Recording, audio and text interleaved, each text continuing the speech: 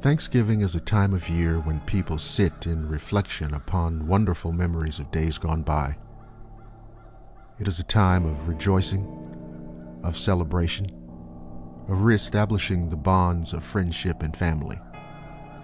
It is the pinnacle of our autumnal consciousness. But it is also a time when the specters and phantoms of the past emerge to dance as vague shadows along the stones of the amber-lit hearth, to flit as tattered shades through the dark, crisp November air. Blackwater Media presents A Haunted Thanksgiving.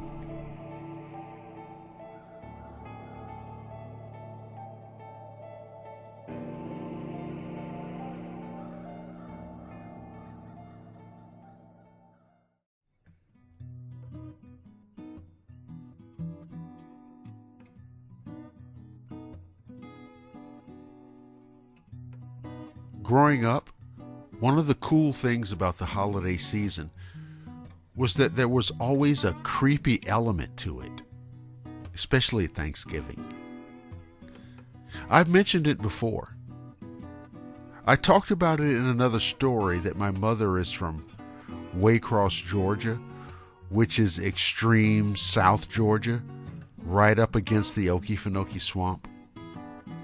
And we always drove down there and spent 4 or 5 days for Thanksgiving.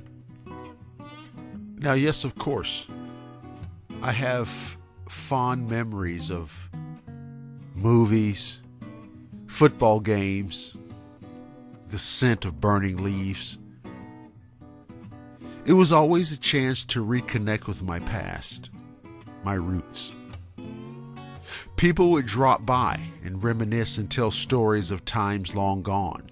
Inevitably, a ghost story would come up, and my eyes would widen, and my ears became super subspace antennas.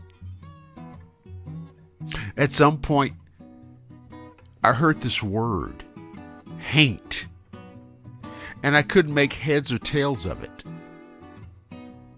I never heard the word at school or on TV or in a movie. I remember asking my great-grandmother what a haint was, and I can goddamn well assure you, I wasn't ready for the answer. She put her hand up to her librarian-type glasses and explained. A haint is a restless ghost who has not left the world but has remained behind to haunt the living with trickery that is often harmless but sometimes more menacing in nature.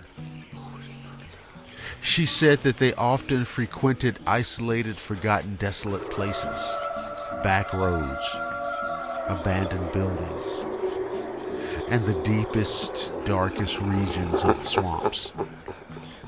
And shit, after that I couldn't get enough. Every year when we went down there, I would ask anybody if they knew any haint stories, knowing full well that it would scare the hell out of me. I remember laying in bed thinking about those stories. You see, Waycross is a small town. It seemed like there were more goddamn train tracks than roads. And I imagined those evil specters lurking out there in the darkness, moving aimlessly in the cold November night. I learned later that the word haint was considered to be a corruption of the word haunt, and that this was a tradition that we brought with us from West Africa. Anyway, this was just a little something I wanted to share with you. And remember, as you gather together with friends and family, be sure to have a haunted Thanksgiving.